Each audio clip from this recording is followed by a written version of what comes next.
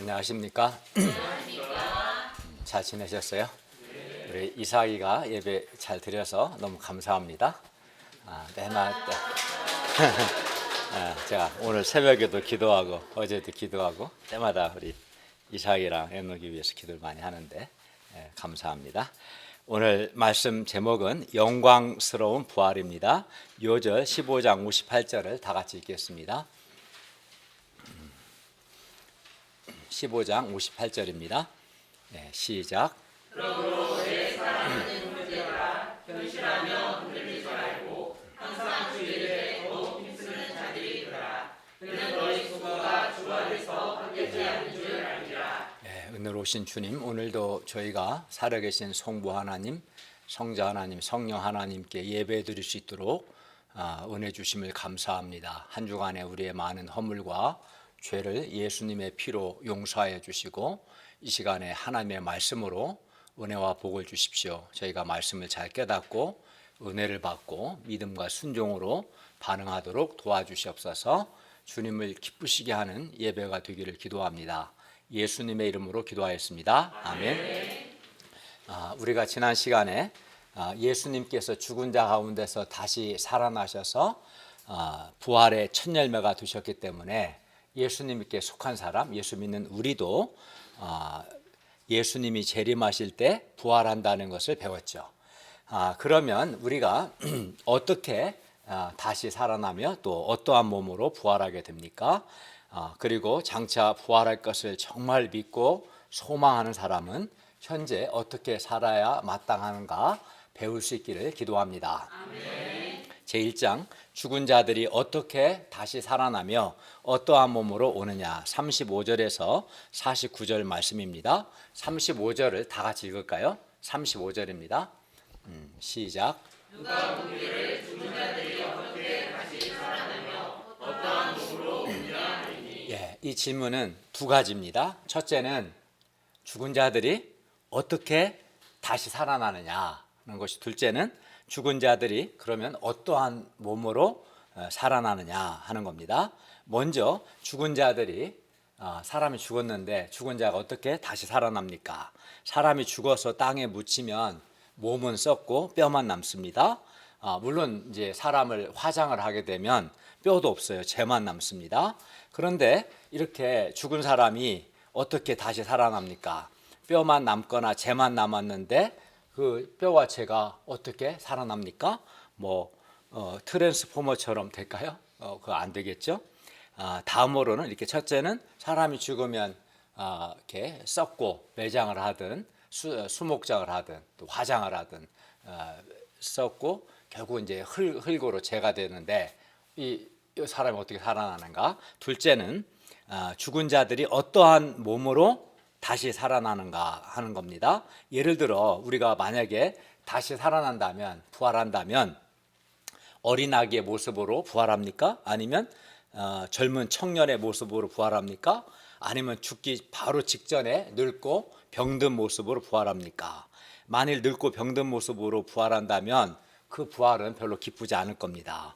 아니면 성형수술 이전의 모습으로 부활합니까? 이후로 부활합니까?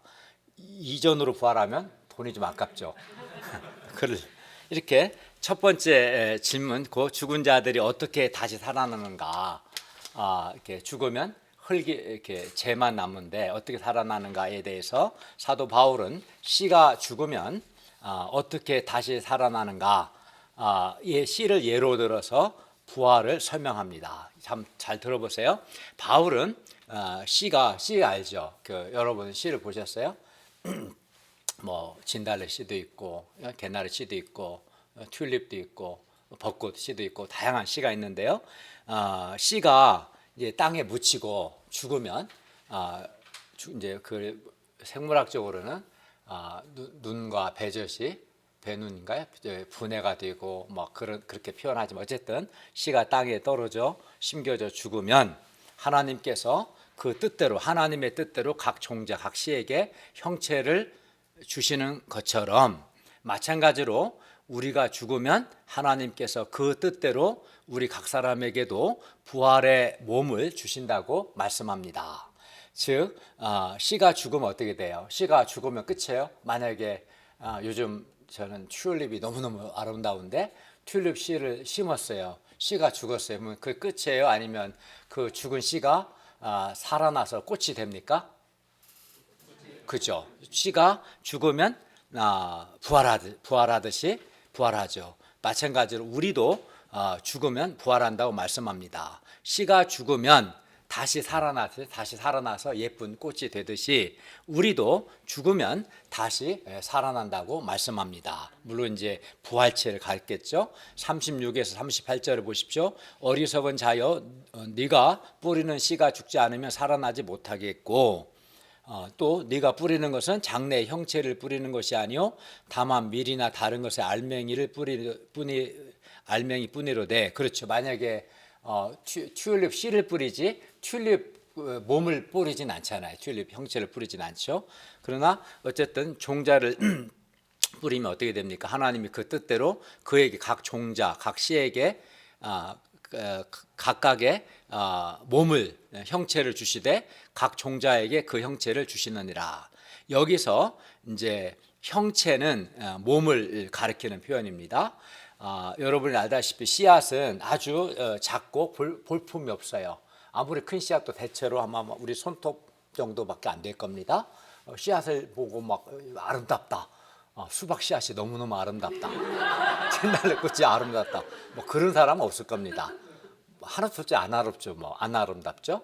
근데 꽃은 아름답죠. 얼마나 튤립이 아름답고 벚꽃도 아름답고 그렇지 않습니까? 예. 어쨌든 씨앗은 작고 볼품이 없어요. 그러나 이 씨가 죽으면 땅에 떨어져 죽으면 하나님께서 하나님의 뜻대로 각 종자에게 형체를 주십니다. 즉 몸을 주시죠. 예를 들어서 가을에 코스모스 씨앗에게는 코스모스 꽃이라는 형체 몸을 주시죠. 또 개나리 씨앗에는 개나리 꽃이라는 형체 몸을 주십니다. 우리가 뿌린 씨가 죽으면 끝나는 게 아니라 하나님께서 하나님의 뜻대로 각 씨에게 그 형체를 주십니다. 그리하여 죽은 씨가 부활하게 되는 거죠. 그래서 우리는 씨앗을 왜 심습니까? 씨가 죽어서 아름다운 꽃이 되기를 바라는 마음으로 씨를 심죠. 옛날에는 식목일 날 많이 했는데 요즘은 거의 안 하는 것 같고 동작구에서 많이 하는 것 같아요. 지자체가 씨앗을 많이 뿌려요. 이 동해목자 사는 아크로 그 옆에 큰 길가에 그 화단에 보면 그 예쁜 꽃을 봤죠. 그 씨앗을 심으니까 작은 씨앗일 텐데 요즘 많이 예쁘게 살아나죠. 이렇게 죽은 씨가 부활하게 됩니다. 그러므로 죽은 씨가 다시 살아나는 것을 보면 부활이 그렇게 낯선 것만은 아닙니다. 네. 우리는 죽은 씨가 다시 살아나는 것을 통해서 부활의 원리를 배웁니다. 씨가 죽으면 하나님이 그 뜻대로 각각의 씨의 형체, 몸을 주시는구나. 이거를 배우게 되죠.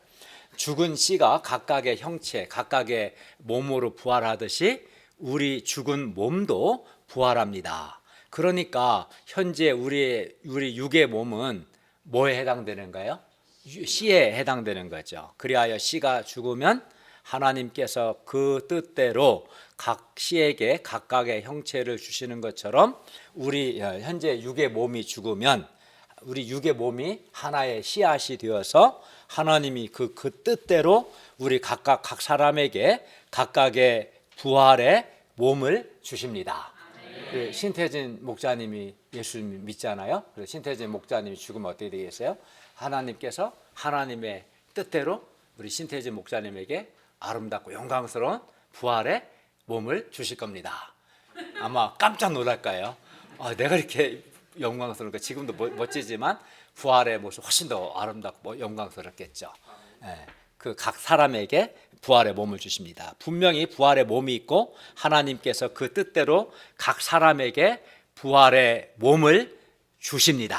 그러니까 하나님께서 각각의 씨앗에 각각의 형체를 주시듯이 예수 믿는 사람이 죽으면 각각의 사람에게 영광스러운 부활의 몸을 주십니다. 바울은 39절부터 41절에서 여러 종류의 몸이 있는 것처럼 부활의 몸도 있다는 것을 말씀하고요. 42, 44절에서는 부활의 몸의 성격에 대해 말씀하고 45절에서 49절에서는 예수님께 속한 자는 부활하신 예수님과 같은 부활의 그도 그 부활의 몸을 입게 됨을 말씀합니다.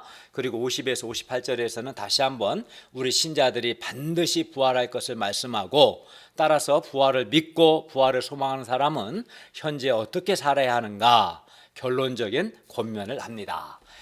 바울은 먼저 39에서 41절에서 여러 종류의 몸, 즉 형체가 있음을 말합니다. 가령 39절의 육체나 40절의 형체는 다 몸을 가리키는 표현입니다. 몸이죠. 근데 이제 대체로 사도 바울은 살아있는 몸을 주로 육체라고 표현하고, 해와 달과 별과 같은 몸은 형체 이렇게 표현했어요. 그러나 어쨌든 몸을 가리키는 말입니다. 몸은 여러 종류가 있어요. 예를 들어 우리 이렇게 사람의 몸도 있죠. 물론 사람도 뭐 모습은 다르지만 어쨌든 사람의 몸이 있고, 또 짐승의 몸도 있고요. 또 짐승도 여러 종류가 있잖아요. 또 새의 몸도 있고, 물속에는 물고기의 몸도 있고, 또 이렇게 땅에 속한 몸만 있는 게 아니라 하늘에 속한 형체도 있어요. 해와 달과 별이 있고요. 땅에 속한 형체, 사람, 짐승도 있습니다. 그런데 어디에 존재하는가, 어디 존재하는가야 각각의 존재 환경에 따라 각각의 몸이 다릅니다. 그러니까 바울은 여러 종류의 몸이 있다. 그리고 어디 존재하느냐에 따라서 몸이 또 다 다르다. 그리고 영광도 다르다. 지금 그 얘기를 하는 겁니다. 예를 들어서 물속이라는 존재 환경에는 물고기의 몸과 또 하늘이라는 환경에 존재하는 새의 몸이 다르죠. 물속에 있으려면 어때야 돼요? 뭐 지느러미 같은 게 있어야 하잖아요. 또 하늘, 대기권에 존재하려면 뭐가 있어야 돼요? 날개가 있어야겠죠. 그 존재 환경에 맞는 몸이 있습니다. 그리고 그 각각의 몸이 다르죠. 그리고 바울이 이렇게 각각의 존재, 어디에 존재하느냐, 존재 환경에 따라서 여러 종류의 몸이 있음을 말하는 이유는 이와 같이 이제 예수님이 재림하시면 새 하늘과 새 땅이 펼쳐지는데, 그 새 하늘과 새 땅이라는 환경에 맞는 몸, 그 환경에 적합한 몸, 그게 바로 부활의 몸인데, 새 하늘 새 땅에 맞는 부활의 몸도 있다라는 것을 말하기 위해서 어디에 존재하느냐에 따라서 여러 종류의 몸이 있는 것처럼 새 하늘과 새 땅의 환경에 적합한 부활의 몸도 있다, 이렇게 말합니다. 한마디로 새 하늘과 새 땅이라는 존재 환경에 맞는 부활의 몸도 있다고 말씀합니다. 39에서 41절을 보십시오. 육체는 다 같은 육체가 아니니 하나는 사람의 육체요, 하나는 짐승의 육체요, 하나는 새의 육체요, 하나는 물고기의 육체입니다. 여러 종류의 육체가 있습니다. 그리고 달이나 별과 같이 하늘에 속한 곳, 하늘에 존재하는 형체도 있고, 사람이나 짐승과 같이 땅에 속한, 땅에 존재하는 형체도 있습니다. 그러나 하늘에 속한 것의 영광이 따로 있고 땅에 속한 것의 영광이 따로 있습니다. 예를 들어 꽃의 영광, 꽃은 땅에 있죠. 꽃의 영광과 하늘에 존재하는 별의 영광이 다르죠. 꽃을 볼 때 그 느낌과 별을 볼 때 느낌이 다 다르죠. 그러니까 어디에 존재하느냐에 따라서 여러 종류의 몸이 있고, 그 몸의 영광도 다 달라요. 별의 영광과 꽃의 영광이 다 다르죠. 호랑이의 영광이 다 다르고, 호랑이 몸이 다르고.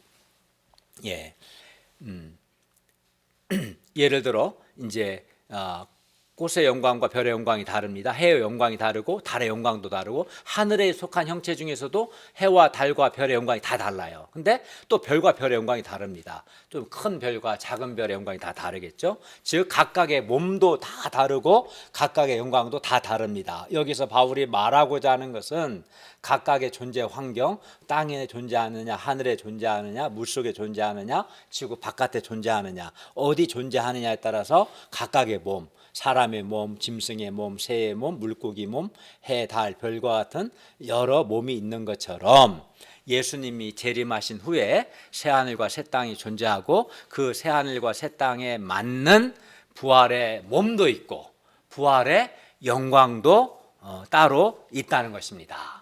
지금의 육의 몸이 있죠. 육의 몸도 또 생김새가 다 다르고, 영광도 다른데 부활의 몸이 있고 부활의 영광이 또 사람마다 다 다를 겁니다. 우리가 씨를 심으면 하나님께서 그 뜻대로 각각 그 씨에게 각각의 형체를 주셔야 안 주셔요? 주시죠. 예.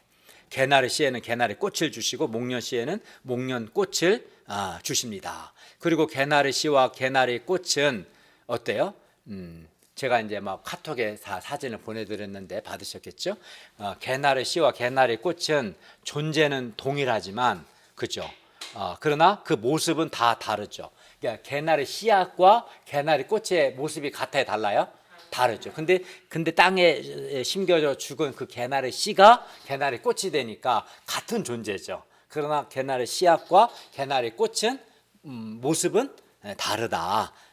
모습은 비연속적이고 존재는 연속적이죠. 그런데 우리의 부활도 이와 같아요. 우리 몸이 죽으면 하나님이 그 뜻대로 우리 각 사람에게 부활의 몸을 주십니다. 그래서 지금의 나와 부활하게 될 나는 같은 존재, 다른 존재예요. 내가 부활하는 거죠. 그죠? 같은 존재입니다. 그러나 지금 나의 모습은 하나의 씨죠. 나의 모습과 부활한 나의 모습은 같아요, 달라요? 다르겠죠. 뭐 어떻게 생겼을까요? 이제 그건 모르죠.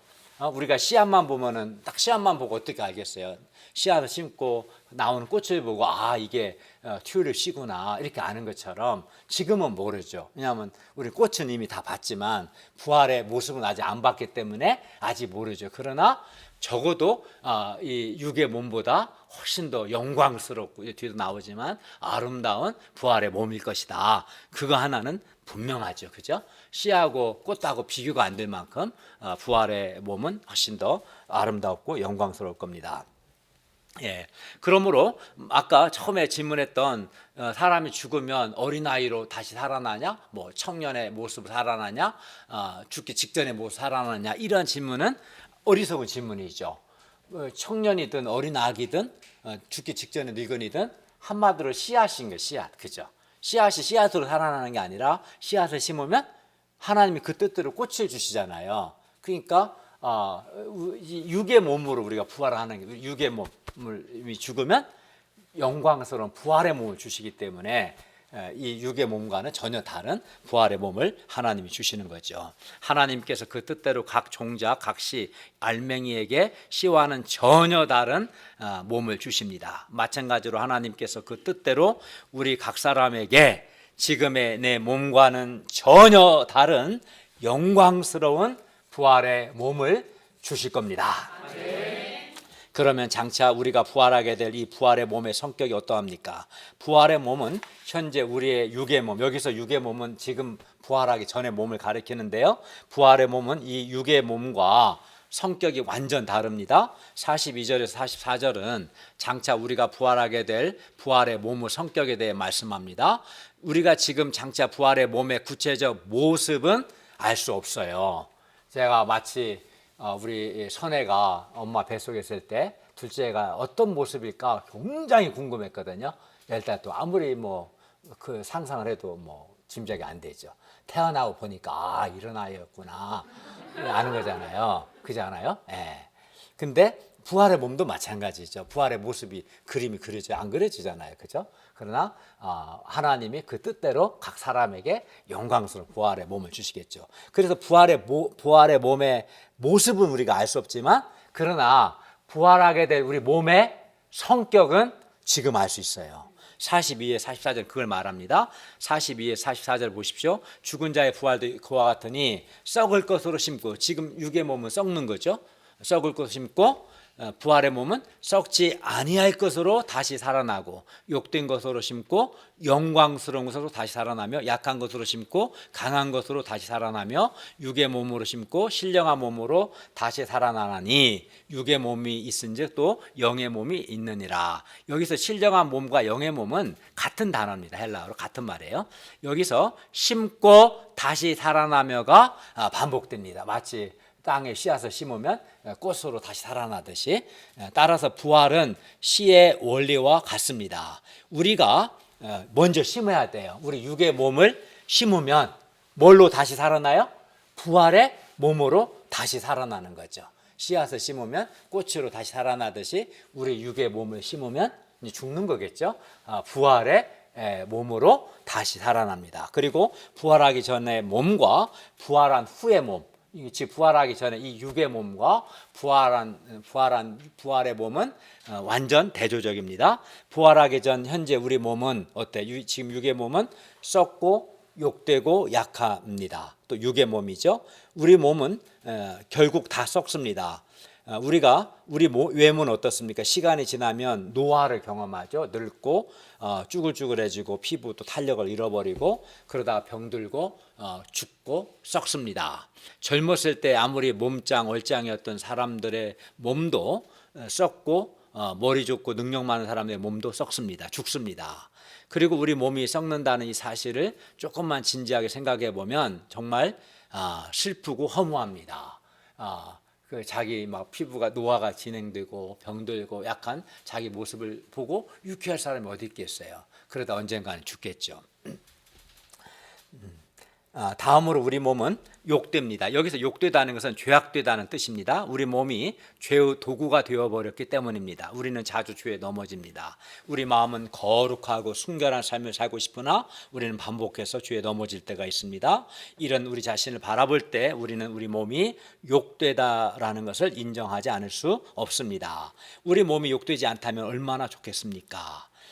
다음으로 우리 몸은 약합니다. 그래서 조금만 무리하면 피곤하고 아픕니다. 여러분 감기 바이러스 얼마나 작은가 알아요? 이호세 경제님 눈에 안 보여요. 바이러스는 육안으로 그죠?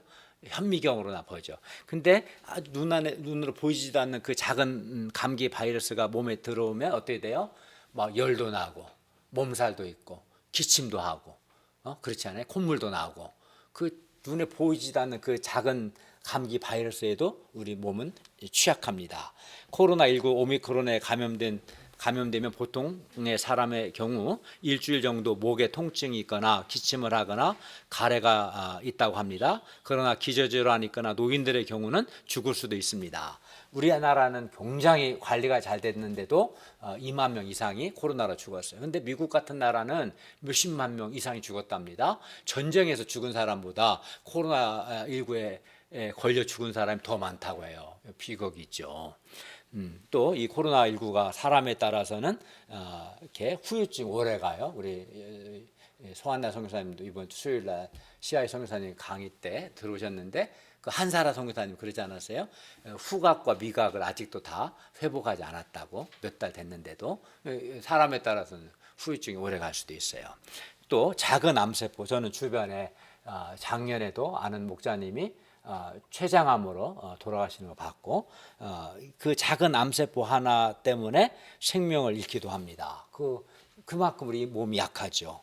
우리 몸은 이렇게 약합니다. 이삭이가 키도 크고 등치도 좋지만 아무리 그래도 암세포에는 우리 몸이 다 취약합니다. 예외가 없습니다. 그죠? 어린아이도 마찬가지고요. 나이를 먹으면 먹을수록 우리 몸이 썩는다는 것과 특히 각종 질병을 통해서 우리 몸이 약하다는 것을 우리는 깊이 경험합니다. 그리고 우리 몸이 썩고 욕되고 약하다는 것을 경험하면 경험할수록 우리는 썩지 않고 영광스럽고 강한 부활의 몸을 더욱 소망하게 됩니다. 특히 저는 강한 몸을 소망하게 돼요. 아플 때. 그리고 만약에 썩지 않는 몸, 죽지 않는다는 거잖아요. 그러면은 죽음이 두렵지 않죠. 뭐 우크라이나, 러시아 전쟁터에 가도 끄떡없는 거 사실은 죽지 않는다 그잖아요. 사람은 죽음을 두려워하는데, 근데 부활의 몸은 이렇게 썩지 않는, 죽지 않고 강하고 영광스러운 몸입니다. 우리 몸은 또 육의 몸입니다. 여기서 육의 몸은 부활하기 전 지금의 몸으로서 육의 몸은 몸 안에 죄의 소욕과 욕망이 있습니다. 그런데 육의 몸이 신령한 몸으로 다시 살아납니다. 여기서 신령한 몸은 44절에 영의 몸 같은 말인데요. 부활의 몸을 가리키고 죄의 소욕이 전혀 없는 성령의 완전한 지배를 받는 성령 충만한 몸을 가리켜요. 신령한 몸, 영의 몸 같은 말이고 부활의 몸을 가리키는데 이 부활의 몸은 성령의 완전한 지배를 받는 성령 충만한 몸입니다. 그래서 신령한 몸은 당연히 죄를 경험하지 않습니다. 죄의 소욕이 없습니다. 이렇게 우리 몸은 근본적으로 썩고 욕되고 약한 육의 몸입니다. 그러나 이러한 썩는 몸이 썩지 않는 몸으로 다시 살아나며, 욕된 몸이 영광스러운 몸으로 다시 살아나며, 약한 몸이 강한 몸으로 다시 살아나고, 육의 몸이 신령한 몸으로 다시 살아납니다. 우리가 씨앗을 심으면, 씨앗이 죽으면 꽃으로 다시 살아나듯이 우리 육의 몸이 죽으면 부활의 몸으로 살아납니다. 우리가 부활의 몸의 구체적 모습은 알 수 없으나 우리 부활의 몸의 성격은 이렇게 알 수 있어요. 부활의 몸은 썩지도 않고 죄의 소욕이 없고 강하고 성령 충만한 몸입니다. 부활의 몸은 더 이상 썩지 않습니다. 늙지 않습니다. 죽지 않습니다. 영원합니다. 그리하여 죽음으로 인한 슬픔과 허무가 없습니다. 부활의 몸은 또 욕되지 않습니다. 더 이상 죄의 도구가 되지 않습니다. 부활의 몸은 무엇보다 강합니다. 전혀 피곤하지도 않고 아프지도 않고 질병에 걸리지도 않고 죽지도 않습니다. 부활의 몸은 또 죄의 소욕이 없고 성령의 완전한 지배를 받는 성령 충만한 몸입니다. 그러니 부활의 몸이 좋아요, 안 좋아요? 얼마나 좋습니까? 부활의 몸을 생각할 때 정말 기대가 됩니다. 그렇기 때문에 썩지 않고 영광스럽고 강하고 성령 충만한 부활의 몸이 우리의 진정한 소망입니다. 45절에서 49절은 우리가 첫사람 아담에게 속하여 이 땅에서 아담의 형상을 입은 것처럼 예수 그리스도께 속한 우리는 장차 하늘에 속한 부활하신 예수 그리스도와 같은 부활의 몸을 입게 된다고 말씀합니다. 먼저 45절을 보십시오. 45절 상반절 첫사람 아담은 생명이 되었다는 말씀은 창세기 2장 7절 하반절 사람이 생명이 되니라 말씀을 인용한 겁니다. 그리고 첫사람 아담이 생명이 되었다는 말은 헬라어로 표현하면 푸시켄 조산 살아있는 몸이란 말인데요. 여기서 생명은 생명을 받은 육의 몸이 되었다는 뜻이에요. 푸시켄이라는 단어는 육의 몸을 가리키는 표현이에요. 아담의 코에 하나님의 생기를 불어넣지 아담은 하나님의 생명을 받은 지금의 우리의 몸, 육의 몸이 되었다는 뜻입니다. 그리고 마지막 아담, 즉 예수님께서 살려주는 영이 되었다는 것은 예수님께서 우리 죄를 위해 죽으시고 부활하심으로 살려주는, 즉 우리에게 생명을 주는 영의 몸, 즉 신령한 몸, 부활의 몸이 되셨다라는 뜻입니다. 그리고 살려주는 영의 몸, 즉 부활의 몸이 되신 예수님이 재림하실 때 우리 죽을 몸, 생명이 된 이 육의 몸을 주께서 살게 하사 우리도 예수님처럼 영의 몸, 즉 부활의 몸을 입게 하신다고 말씀합니다. 그게 이제 45절 말씀의 의미입니다. 46절 보십시오. 그러나 먼저는 신령한 사람, 즉 부활의 몸이 아니고 육의 사람, 즉 부활하기 전 지금의 몸이 먼저고 그 다음에 신령한 사람, 부활의 몸입니다. 그렇죠? 47, 48절을 보십시오. 첫사람 아담은 땅에서 났으니 흙에 속한 자이거니와 둘째 사람 예수 그리스도는 하늘에서 나셨습니다. 그리고 우리는 아담의 후손으로 먼저 땅에서 났고 땅에 속한 자들이었습니다. 그러나 우리 신자들이 이제 예수님을 믿음으로 두 번째 아담, 마지막 아담이신 예수님께 속한 자가 되어서 하늘에 속한 예수 그리스도와 같은 부활의 몸을 갖게 될 것입니다.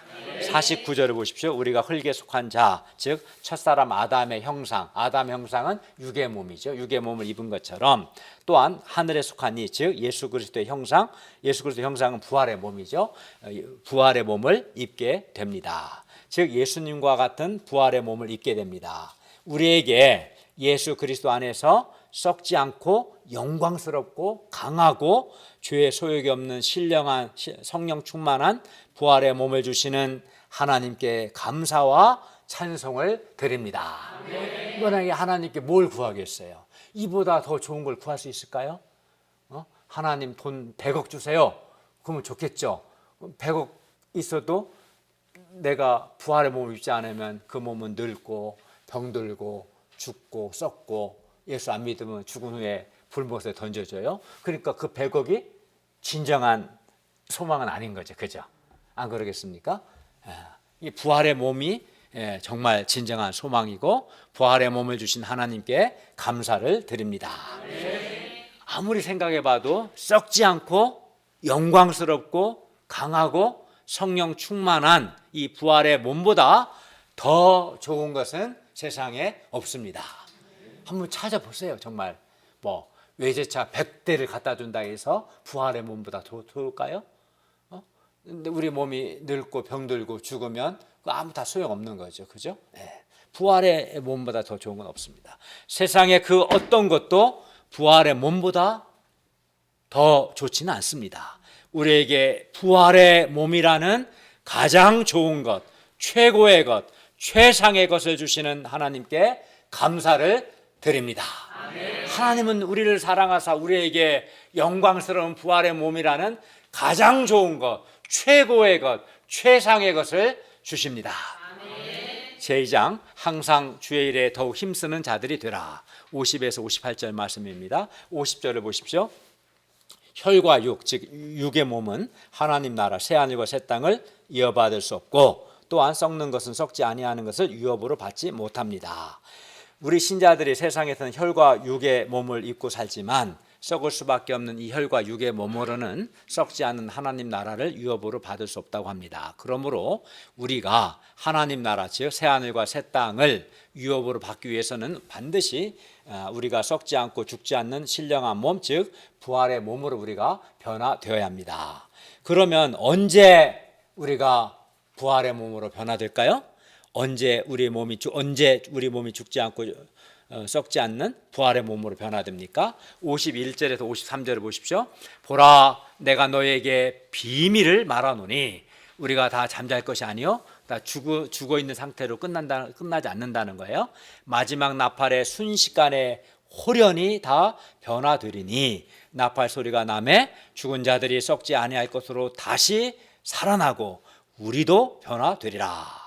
이 썩을 것이 반드시 썩지 아니할 것을 입겠고 이 죽을 것이 죽지 아니함을 입으리라. 그 때가 되면 예수님께서 큰 권능과 영광으로 반드시 다시 오실 것이고 바로 그날 예수께서 다시 오시는 바로 그날 우리가 다 잠잘 것이 아니라 마지막 나팔 소리에 순식간에 눈 깜짝할 사이에 홀연히 죽은 자들이 썩지 아니할 것으로 다시 살아나고 우리도 썩지 않고 영광스럽고 강하고 신령한 몸으로 변화됩니다. 그러니까 예수께서 다시 오실 때 눈 깜짝할 사이 홀연히 순간적으로 부활의 몸으로 변화된다고 말씀합니다. 그렇기 때문에 예수께서 다시 오시는 이날은 우리 신자들에게는 최고의 순간이고 가장 영광스러운 순간이 될 겁니다. 우리가 썩지 않고 강하고 영광스러운 몸으로 순식간에 변화됩니다. 생각만 해도 얼마나 좋습니까? 그러나 부활이 없다 하며 예수 믿지 않고 불신앙의 삶을 산 사람들은 그날 불과 유황의 불못에 던져져서 영원히 밤낮으로 고통을 받게 될 겁니다. 예수님께 속한 우리는 결코 죽음으로 허무하게 끝나지 않습니다. 마지막 나팔에 썩지 않고 영광스럽고 강하고 신령한 몸으로 순식간에 변화됩니다. 우리는 바로 이 엄청난 비밀을 가진 사람들입니다. 그리하여 이 비밀을 가진 사람은 영광스러운 몸으로 부활할 것이라는 이 비밀을 가진 사람은 세상 것을 부러워하지 않고 기쁨과 감사로 항상 주의 일에 더욱 힘쓰는 삶을 삽니다.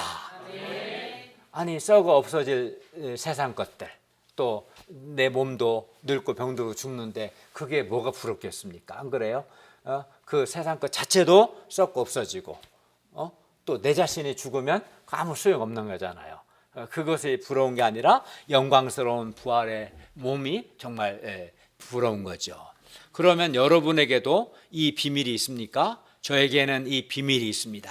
지금은 비록 썩는 몸이지만 장차 썩지 않는 몸으로 제가 다시 살아나고 지금은 욕된 몸이지만 장차 영광스러운 몸으로 다시 살아나고 지금은 약한 몸이지만 주님이 약속하신 대로 강한 몸으로 다시 살아나고 지금은 죄의 소욕이 있는 육의 몸이지만 장차 성령 충만한 신령한 몸으로 다시 살아날 비밀을 가졌습니다.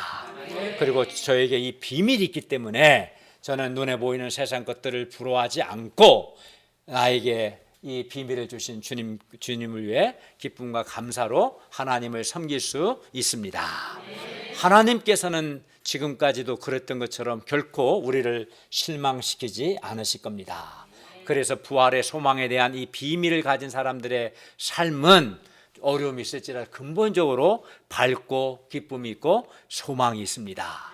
어떤 상황에서도 좌절이나 절망이 없습니다. 물론 세상에 어려움은 있죠. 그러나 내 결국이, 내 끝이 썩지 않고 강하고 영광스러운 몸으로 부활하여 주님과 함께 영원히 복락을 누릴 것이 보장되어 있기 때문에 그걸 바라보고 생각할 때 우리 마음은 기쁨이 있고 소망이 있습니다. 반면 부활의 소망이 없고 부활을 믿지 않으니까 부활의 소망이 없고 이 비밀을 모르는 사람들은 어떻겠습니까? 보이는 세상의 삶이 전부이기 때문에 눈에 보이는 것에 집착하고 돈의 노예가 되어 돈 때문에 서로 싸우고 다투고 세속적인 삶을 살다가 죽음 앞에서 이제 절망하죠. 이 돈이 아무것도 아니구나.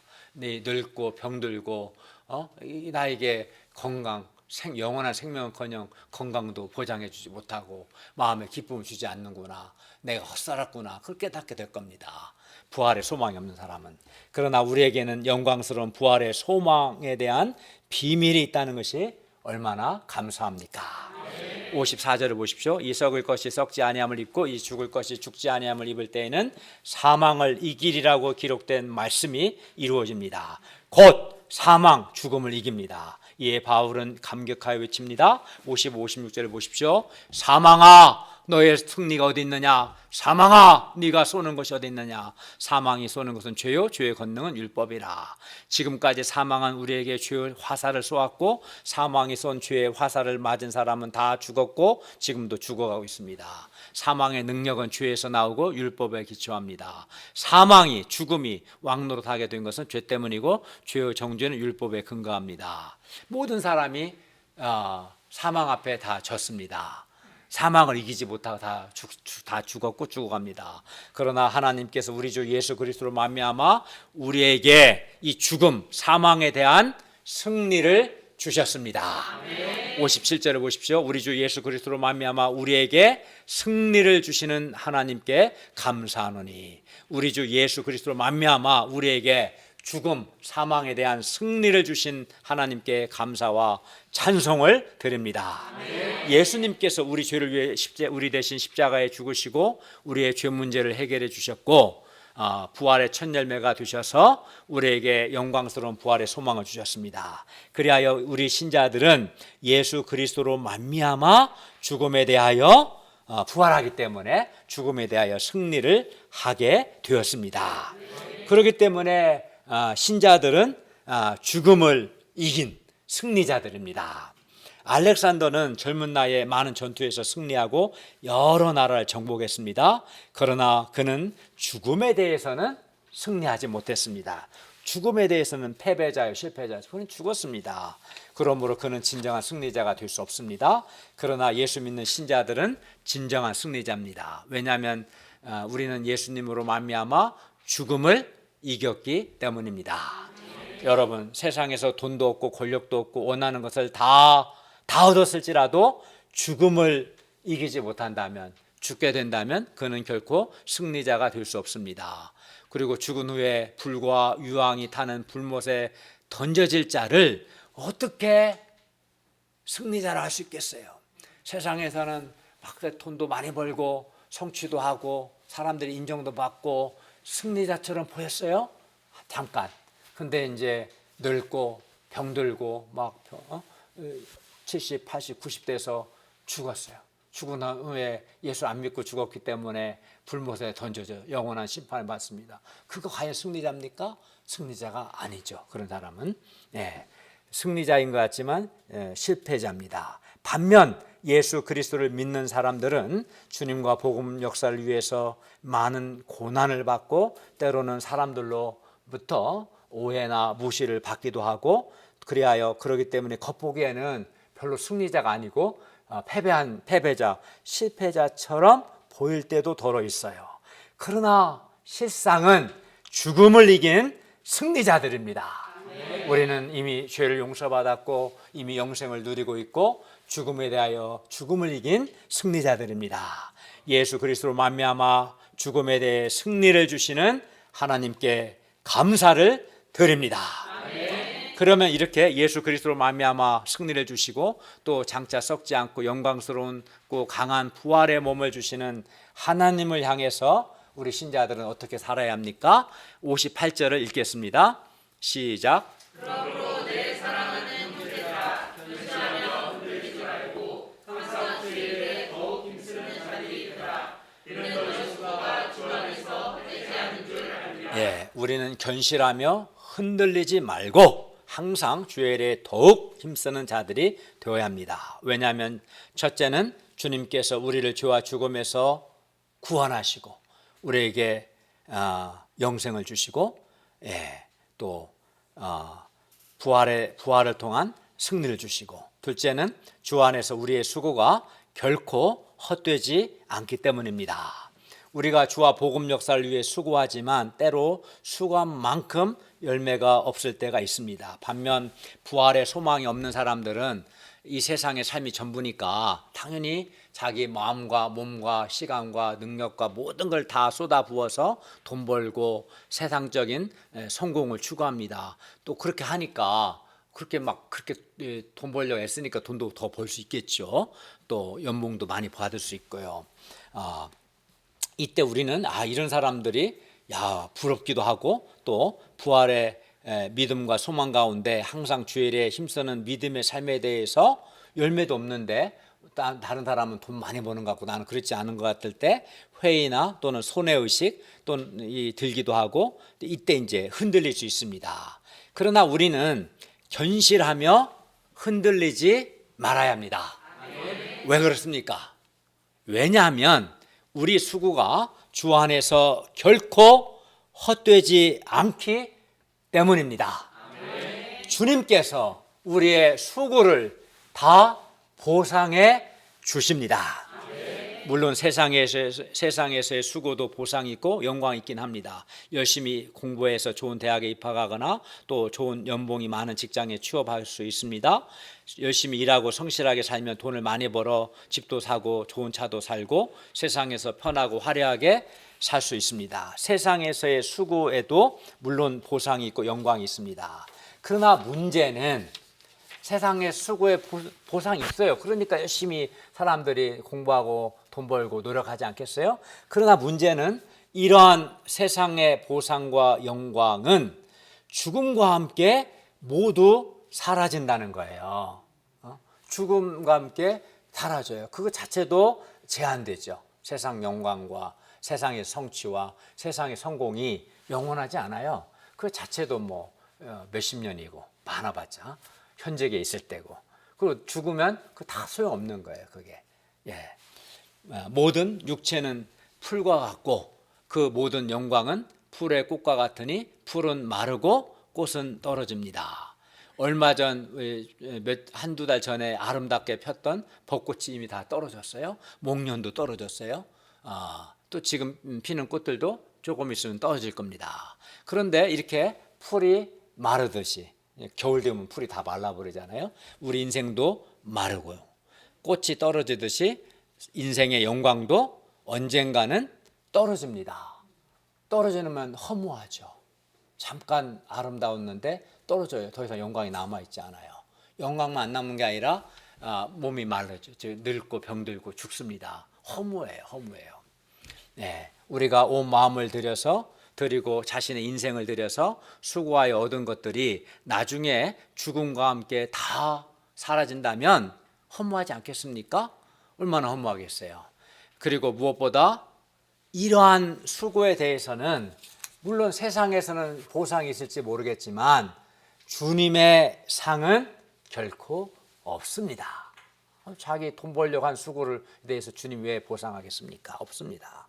그러나 우리가 주님과 복음 역사를 위해서 한 수고는 주 안에서 하는 수고이기 때문에 주님께서 우리의 수고에 대해서 영생과 영광스러운 부활의 몸 등으로 다 보상을 해 주시고 또 상을 주십니다. 주님과 복음 역사를 위한 수고에 대해서는 주님께서 보상해 주시고 상을 주십니다. 그렇기 때문에 주 안에서 한 우리의 수고는 결코 헛되지 않습니다.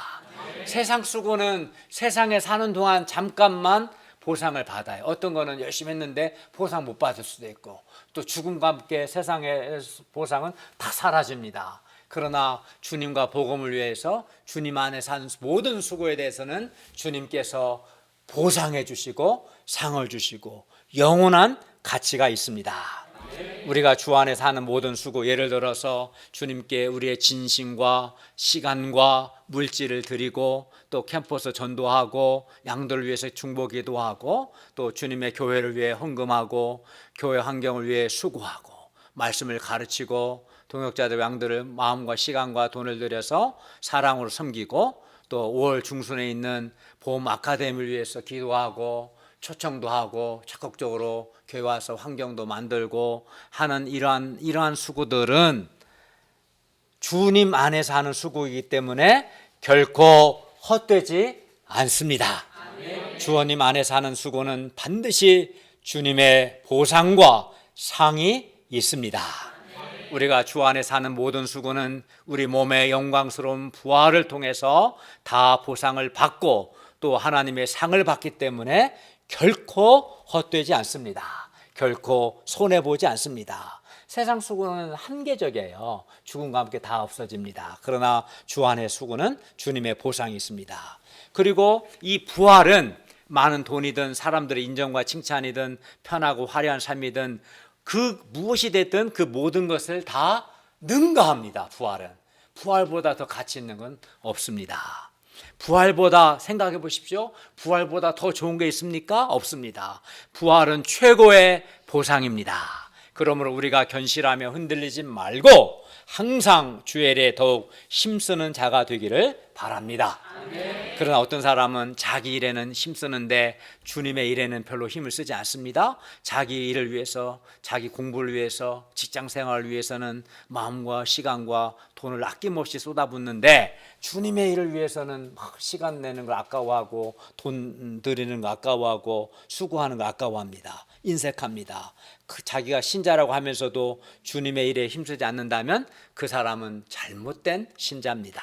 그 사람은 하나님의 보상을 바라지 않는 거죠. 그러니까 주님의 일에 수고하지 않겠죠. 그래서 그런 사람은 하나님의 보상을 바라지 않는 사람이고 실제로는 부활의 믿음도 부활의 소망도 없는 사람입니다. 예수님을 믿는다고 말은 하지만 헛되이 믿는 사람입니다. 무엇보다 그런 사람들은 풀이 마르듯 인생도 언젠가는 마르고 늙고 병들고 죽을 텐데, 또 꽃이 떨어지듯이 인생의 영광이 떨어질 때 그 인생에 남는 것이 하나도 없습니다. 주와 복음 위해 수고한 것이 없기 때문에 주님의 보상이 없고 풀이 마르듯 인생도 마르고 꽃이 떨어지듯이 그의 영광도 죽음과 함께 사라질 겁니다. 주님의 일에 힘쓰는 삶만이 영원한 가치가 있고 열매가 있습니다. 무엇보다 주님의 일에 힘쓸 때 살아계신 하나님의 보상이 있습니다. 그러면 여러분 지금 자기 일에 힘씁니까? 아니면 주님의 일에 힘씁니까? 여러분의 마음과 시간과 재능과 돈을 주로 어디다가 쓰는가를 보면 그 사람이 자기 일에 힘쓰는가, 주님의 일에 힘쓰는가를 알 수 있습니다. 그리하여 그 사람이 진짜 부활의 믿음과 소망이 있는가 알 수 있습니다. 우리 수고가 주 안에서 결코 헛되지 않고 우리 수고에 대해서 하나님의 보상과 상이 있기 때문에 우리가 가끔이 아니라 항상 주의 일에 더욱 힘쓸 수 있기를 바랍니다. 네. 결론입니다.